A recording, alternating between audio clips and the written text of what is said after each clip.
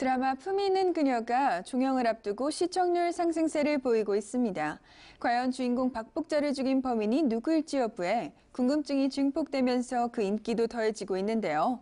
결말을 단 2회 남겨둔 품위 있는 그녀, 예은 씨와 자세한 이야기 나눠보겠습니다. 안녕하세요. 안녕하세요.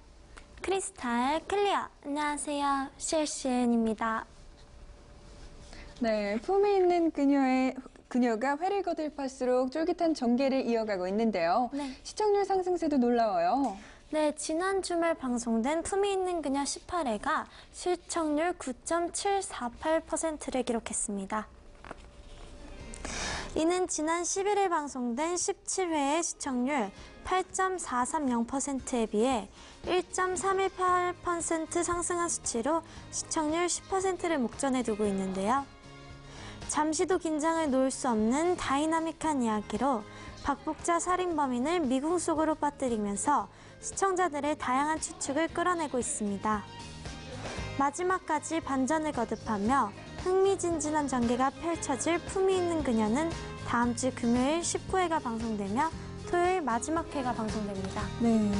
앞으로 단 2회 방송만을 남겨둔 가운데 네. 결말이 어떻게 될지 귀추가 주목되고 있는데요. 예상되는 결말도 여러 가지죠?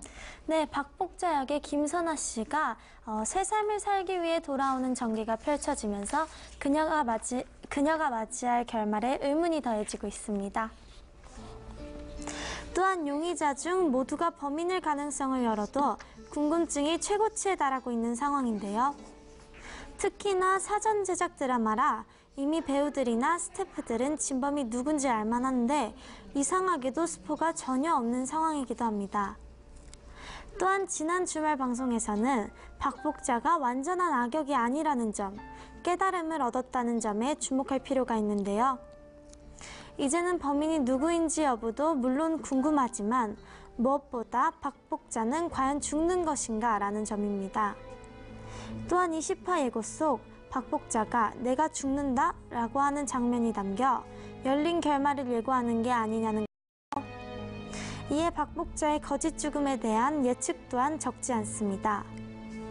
회장 역인 김용건이 박복자를 진정으로 사랑하는 모습과 박복자가 진정한 품위를 찾아가는 모습 등도 어느 정도 그러한 예측에 신뢰를 더해주고 있는 상황입니다. 네. 또한 검색창에 품위 있는 그녀를 검색하면 실화가 연관 검색어로 뜨는데요.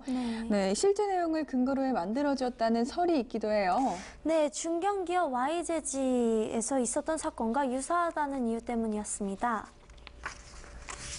품위 있는 그녀의 김윤철 PD는 실제 백미경 작가가 취재를 하면서 작품을 썼다.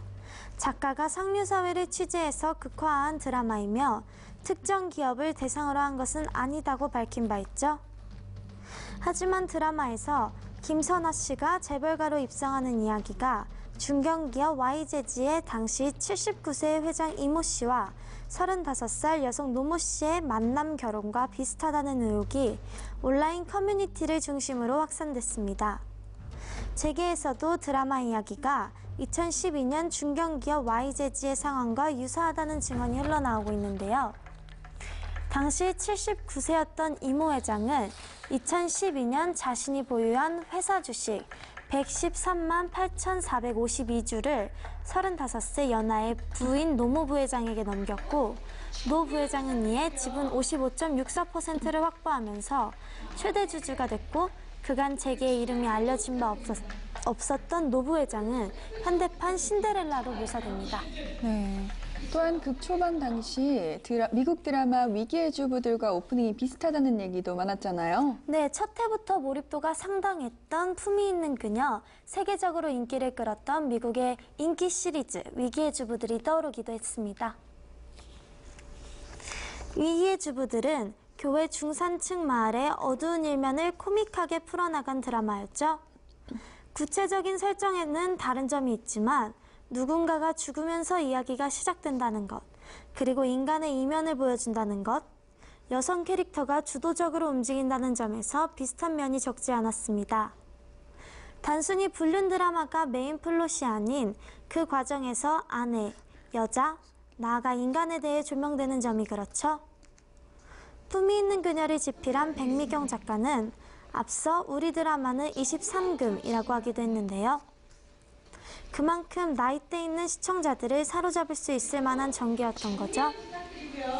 위기의 주부들은 많은 추측 속 그 결말이 결국 해피엔딩으로 끝이 나는데요. 하지만 진정 해피엔딩인가 하는 점은 해석의 여지가 분분하기도 했습니다.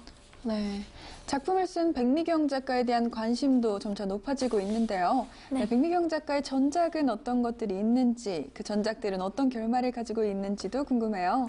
네, 백미경 작가의 전작은 힘센 여자 도봉순이었습니다. 그래서 100% 사전 제작 드라마였던 품위 있는 그녀를 향한 기대가 더욱 쏠렸는데요. 그러나 일각에서는 주요 소재가 결국 불륜이라는 점과 힘센 여자 도봉순이 후반부로 갈수록 초반보다 전개의 힘을 잃었다는 의미로 반신반의했던 게 사실입니다. 하지만 뚜껑을 열어보니 달랐었죠. 힘센 여자 도봉순은 심쿵과 스릴을 넘나드는 인기작으로 큰 이슈를 낳았는데요. 4%대에서 시작해 9.7% 정점을 찍었고 마지막 16회는 9.0%로 유종의 미를 거뒀었죠. 현실에서 볼 수 없는 힘을 지닌 인물, 그것도 여자가 악인을 무찌르는 옹쾌한 로맨스 스릴러물로 호평을 받았습니다.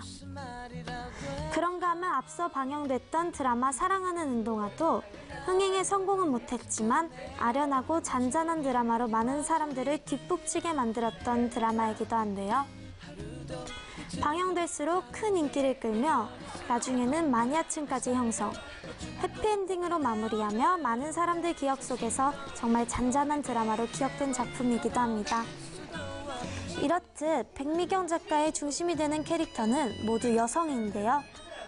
여성 캐릭터를 독특하고 특색 있게 잘 그려내는 것, 그것 또한 백미경 작가의 특징으로 꼽히고 있습니다. 네. 또한 두고두고 시청자들에게 회자되며 충격적인 결말을 지닌 드라마들도 있었는데요. 네. 어떤 것들이 있었나요? 먼저 허탈반전 드라마의 대표작 하면 파리의 연인을 빼놓을 수가 없습니다. 마지막 회에서 드라마의 모든 내용이 작가인 강태영이 쓴 시나리오 속 내용으로 밝혀져 방송 내내 본방사수한 애청자들을 집단 충격에 빠뜨리기도 했습니다. 드라마를 집필했던 김은숙 작가는 지난 6월 한 인터뷰를 통해 파리의 연인의 결말을 아직도 반성하고 후회하고 있다고 밝히기도 했습니다. 또 지난 2004년 방송된 SBS 발리에서 생긴 일은 치명적이고 슬픈 사랑 이야기를 그린 드라마였는데요. 소지섭, 조인성, 하지원, 세 사람의 죽음이라는 파격적인 결말로 강한 인상을 남겼었죠. 이로써 한국 드라마 역사상 처음으로 주인공이 모두 사망하는 비극을 그린 드라마가 됐었죠. 이외에도 드라마 패션왕, 지붕 뚫고 하이킥 등도 주인공들의 맥락 없는 죽음의 결말에 큰 충격을 안겼던 드라마로 꼽힙니다. 네, 품이 있는 그녀의 결말 역시 굉장히 궁금한데요. 벌써 용의선상에 오른 인물만 8명이에요. 네, 박복자에게 모든 회사 주식을 증여하고 배신당한 안태동이 가장 유력한 용의자로 꼽혔고요.